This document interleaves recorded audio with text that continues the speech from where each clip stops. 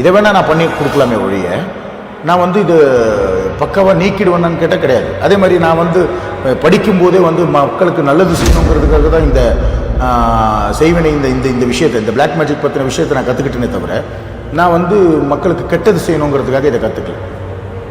அதனால் என்னால் உறுதியாக ஒரு விஷயம் சொல்ல முடியும், பிளாக் மேஜிக்ன்றது எல்லாருடைய வாழ்க்கையிலும் கடந்து போகக்கூடிய ஒரு விஷயம்தான். அதை பார்த்து யாரும் பயப்படாதீங்க.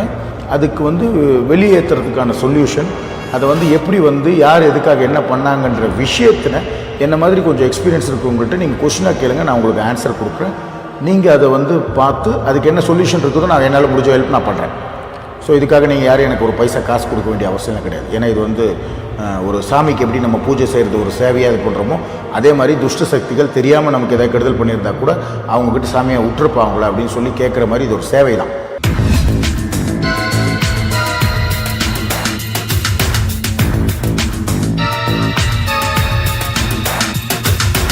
செய்வினியால் ஒருத்தவங்க பாதிக்கப்பட்டிருக்காங்களா அப்படின்னு தெரிஞ்சுக்கிறதுக்கான முதல் பாயிண்ட், உங்களுக்கு சரியாக தூக்கம் வராது அப்படிங்கிறீங்கன்னா. ரெண்டாவது பாயிண்ட், சம்மந்தமே இல்லாத உடல் நோய் வரும். நார்மலாக ஒரு சின்ன எக்ஸாம்பிள் எப்படி கேட்டிங்கன்னா, திடீர்னு பார்த்தீங்கன்னா ரத்தத்தில் வாந்தி எடுப்பாங்க. ஆனால் ரத்தத்தில் வாந்தி எடுக்கிற மாதிரியான ஒரு வியாதியும் உள்ளே இருக்காது. நீங்கள் போய் டாக்டர்கிட்ட செக் பண்ணிங்கன்னா வந்து ஒன்றுமே கிடையாது, ஒரு ஆல்ரைட்னு சொல்லுவாங்க. கன்ஃபியூஷன் ஆகிடும். அது பிளாக் மேஜிக்கோட எஃபெக்ட் தான்.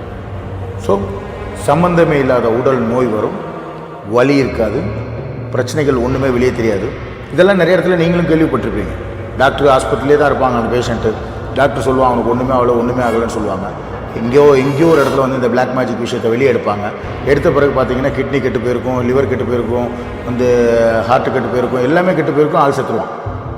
ஸோ இந்த மாதிரியான சில விஷயங்கள் வந்து இந்த பிளாக் மேஜிக். ஆனால் ஒரு விஷயம் மட்டும் உறுதி, பிளாக் மேஜிக்ன்றதும் இந்த கண்கட்டு வித்தையான வில் சூன்யம் ஏவல் செய்வினை அப்படிங்கிற விஷயங்களும் மனிதனால் சக மனிதனுக்கு இழைக்கப்படும் கொடுமையை தவிர எந்த துஷ்ட சக்தியும் நமக்கு செய்கிற கேவலமான வேலை கிடையவே கிடையாது. ஆக்சுவலி பிளாக் மேஜிக்கில் ஒரு 1,00,000 நம்பர் அளவுக்கு கண்கட்டு வித்தைகள் இருக்குது. அதாவது ஒரு ஆளுக்கு செய்கிற மாதிரி இன்னொரு ஆளுக்கு செய்யாமல் 1,00,000 பேருக்கு வித்தியாசமாக வந்து கெட்டதை செய்ய முடியும் பிளாக் மேஜிக்காக. ஏன்னா அந்த அளவுக்கு துஷ்ட ஆத்மாக்கள் இந்த பிளாக் மேஜிக்கு சப்போர்ட் பண்ணுறதுக்கு இன்னும் சொர்க்கத்துக்கு போகாமல் நடமாடிக்கிட்டே தான் இருக்குது நம்ம பிரபஞ்சத்தில். நமக்கு தான் கண்ணுக்கு தெரியறதில்லை அந்த ஆத்மாக்கள்லாம். இப்போது ஒரு 18 வயசு பையன், நிறைய பேர் நீங்கள் கேள்விப்பட்டிருப்பீங்க, ஒரு வயசுக்கு வராத பையனோ இல்லைன்னா வயசுக்கு வந்து தீட்டில் இருக்கும்போதே ஒரு பொண்ணோ செத்து போயிட்டான்னா அவளுக்கு வந்து சமாதானம் இருக்காது, அவங்க ஆத்மா சாந்தி அடையாது, அவங்களுக்கு பிடிச்சதெல்லாம் நம்ம செஞ்சு கொடுக்கணும் அப்படின்னு சொல்லிட்டுலாம் அந்த வீட்டுக்காரங்களாம் ரொம்ப பாடுபடுவாங்க. அந்த ஆத்மாக்கள்லாம் எங்கே போகும் அப்படின்னு பார்த்தீங்கன்னா அப்படியே அந்தரத்தில் தான் இருக்கும், நம்மளை சுற்றியே தான் சுற்றிக்கிட்டு இருக்கும். அதுக்கு வந்து நம்மக்கிட்ட இருந்து ஏதாவது ஒரு விஷயத்தை அவங்களுக்கு செய்யணும். இப்போ ஒரு உதாரணம், அதில் ஒரு கேரக்டருக்கு ஒரு ஆத்மாவுக்கு நம்மளை பிடிக்கலன்னு வச்சுங்களேன். அந்த நேரத்தில் நம்மளை உண்மையிலேயே பிடிக்காத இன்னொருத்தன் அந்த துஷ்ட ஆத்மா கிட்ட தன்னோட ஏவலா நீ வேலை செய்யறியா அப்படின்னு கேட்க வச்சான்னு வச்சுங்க, அந்த ஆத்மா நமக்கு கெட்டது பண்ணுறதுக்கு ரெடி ஆகும். இப்படி 1,00,000 முறையில் நான் சொல்கிறது ஒரு மினிமம் 1,00,000, மேக்ஸிமம் நிறைய இருக்குது. இந்த விஷயத்தை வந்து நிறைய பேர் பண்ணிக்கிட்டு இருக்காங்க. அவங்களுக்கு அது வந்து ஒரு ஜாலி, ஒரு ஹாபி அப்படி. இது நிறைய பேருக்கு ஒரு பெரிய ஸ்காலர்ஸ் இருக்காங்க. இந்த மந்திர தந்திர விஷயத்தில் வந்து நிறைய ஸ்காலர்ஸ் இருக்காங்க. இவங்க எல்லாருமே முன்னாடி கும்பிட்டுட்டு இருந்த சாமி அப்படின்னு பார்த்தீங்கன்னா, நீங்கள் எல்லாருமே கொஞ்சம் எங்கேயாவது பெரியவங்கள்ட்ட விசாரித்து பார்த்தீங்கன்னா தெரியும், கேரளாவில் தோட்டானிக்கரைன்னு ஒரு கோயில் இருக்குது. அந்த கோயிலில் பார்த்தீங்கன்னா பழைய காலத்தில் இந்த பேய் ஓட்டுறவங்க மந்திரம் செய்கிறவங்க எல்லாருமே அந்த கோயிலில் இருக்கிற சாமியை தான் வழிபடுவாங்க. ஏன்னா அங்கே தான் இந்த ஏவல் சக்தியை கண்ட்ரோல் பண்ணுற மிகப்பெரிய ஆணி இருக்குது. அதாவது இவ்வளோ ஒரு கை அளவுக்கு ஒரு ஆணி, ஒரு தேவி வந்து ஒரு ராஜா கூட நடந்த சண்டையில் வந்து அந்த தேவி வந்து அந்த ஆணியை எடுத்து வந்து ஒரு மரத்தில் அடிச்சிருச்சு. எப்படி அடிச்சிருச்சுன்னா, நம்ம சாமி ஃபோட்டோ மாட்டுறதுக்காக ஆணியை எப்படி அடிக்கிறோம் பார்த்தீங்களா, அப்படி கிடையாது. அந்த செவுத்துக்குள்ளே என்ன போகுதோ அது வெளிப்பக்கம் இருக்கும், அந்த வெளிப்பக்கம் நமக்கு என்ன இருக்குமோ அது மரத்துக்குள்ளே போயிருக்கும். அப்படி வந்து ஒரு தேவி வந்து ஒரு அமைப்பு ஏற்படுத்தியிருக்கு. அதை பற்றின ஒரு பெரிய கதை, அது ஒரு பெரிய கதை.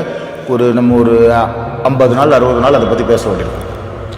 அந்த ஆணியில் இந்த துஷ்ட சக்திகள், உலகம் முழுக்க இருக்கிற துஷ்ட சக்திகள் அந்த தேவி பிறந்த மண்ணை மட்டும் தொட முடியாது. தொட்டுச்சுன்னா உடனே போய் அந்த ஆணியில் போய் குத்திக்கும். தானே குத்திக்குச்சுன்னா எந்த மனுஷ உடம்புல அந்த ஆத்மா ஒளிஞ்சிருந்துச்சோ அந்த ஆத்மாவுக்கு தான் காயமாகுமே தவிர மனுஷனுக்கு காயமாகும். அப்படி ஒரு ஐதீகம் முன்னாடி காலத்தில் இருந்துச்சு. அதனால தான் அவங்க போய் நேருக்கு நேராக போய் அதில் குத்திக்கிட்டு நெத்திக்குள்ளே குத்திக்குவாங்க. குத்திக்கிட்ட உடனே அங்கே இருக்கிற அந்த நரம்பு, அதாவது அந்த சந்திரன் ஆதிக்கம் செய்கிற நரம்பில் போய் குத்திக்குவாங்க. குத்திக்கிட்டாங்கன்னா வந்து அந்த பேய் வந்து அங்கேருந்து போய் அங்கே இருக்கிற ஒரு குளம் இருக்குது. அந்த குளத்துக்குள்ளே போய் பேய் படுத்துகிறோம்.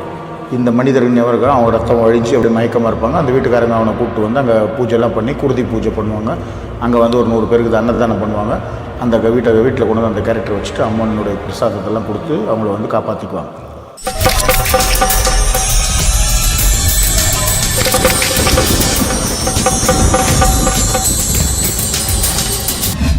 இப்படிலாம் நடந்துக்கிட்டு இருந்த காலகட்டத்தில் இந்த துஷ்ட ஆத்மாக்கள் இந்த பிளாக் மேஜிக்கு சப்போர்ட் பண்ணுறதெல்லாம் அங்கங்கே நடந்துக்கிட்டே இருந்துச்சு.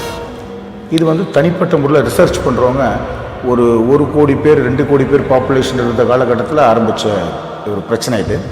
இப்போ இன்றைக்கி வந்து நம்ம இந்தியாவிலே 130 கோடி ஜனங்கள் இருக்காங்க. இவங்களில் எத்தனை பேருக்கு எத்தனை இறந்தவங்க கெடுதல் பண்ணுறதுக்கு இருக்காங்க, எத்தனை இறந்த ஆத்மாக்களை வச்சுக்கிட்டு எத்தனை பேர் உயிரோடு இருக்கிறவங்களுக்கு கெடுதல் பண்ணுறவங்க இருக்காங்கன்றதெல்லாம் வந்து நம்ம யாரும் கண்டுபிடிக்க முடியாது. அதனால தான் இந்த பிரச்சனை இது வரைக்கும் வெளியே யாருக்குமே டிஸ்கஸ் பண்ண முடியாமையே இருக்குது. அதாவது ஒருத்தங்களுக்கு செய்வினை செய்கிறாங்க அப்படின்னா அவங்கள பற்றி நீங்கள் வந்து சொல்லிட்டீங்கன்னாலே, அவங்கள பற்றி நீங்கள் கண்டுபிடிச்சிட்டிங்கன்னு தெரிஞ்சாலே உங்களுக்கு செய்வினை செய்ய ஆரம்பிச்சுடுவான். இதுக்கு பயந்துக்கிட்டே ஐயோ அவன் செய்வனை செய்கிறவன் தெரிஞ்சால் கூட ஐயோ அவனோட நமக்கு எதுக்குப்பா வம்பு, நம்ம குழந்தை குட்டிகளோட நல்லா இருப்போம், முதல்ல இந்த இடத்துல வீடை காலி பண்ணு அப்படின்னு சொல்லிட்டு போயிடுவாங்க நிறைய பேர். ஏன் நான் இதெல்லாம் சொல்கிறேன்னா, இந்த பிளாக் மேஜிக்கை பற்றி விஷயம் தெரிஞ்சவங்க யாருமே வெளியே சொல்கிறதே இல்லை. எனக்கு இதில் ஒரு சின்ன இன்ட்ரெஸ்ட். நான் வந்து இந்த விஷயத்தை பற்றி பப்ளிக்கு சொல்லணும்னு ஆசைப்பட்டேன். அதனால் இதை பற்றின விஷயத்தை ஃபுல்லாக படித்தேன், அதை உங்களுக்கெல்லாம் தெரியப்படுத்துகிறேன். இப்போது நான் வந்து நேருக்கு நேராக சந்திக்கிறதுக்கு வந்து கொஞ்சம் ஒரு பயம் எனக்கும் இருக்குது.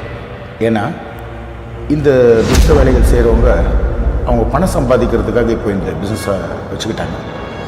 அவங்களுக்கு வந்து ஒரு வேளை நான் வந்து கெட்டவனாக மாறிடலாம். அதனால் நான் என்ன பண்ணுறேன்னா, மெயிலில் அவங்க பிரச்சனை அனுப்புனாங்கன்னா நான் பிரச்சனைக்கு மட்டும் பதில் சொல்கிறேன், எனக்கு காசு பண்ண தேவையில்லை. இந்த பிளாக் மேஜிக் பற்றின பல விஷயங்களை காமன் பப்ளிக்காக இருக்கிற எல்லாருமே தெரிஞ்சுக்கணும். அப்போது அதில் வந்து என்னென்னலாம் வந்து பிளாக் மேஜிக்ன்றது நிறைய பேர் காமன் பப்ளிக்கு தெரியாது. அப்போது அது என்னங்கிறதெல்லாம் நான் ரிசர்ச் பண்ணி கண்டுபிடிச்சனோ அதெல்லாம் உங்களோட நான் ஷேர் பண்ணேன்.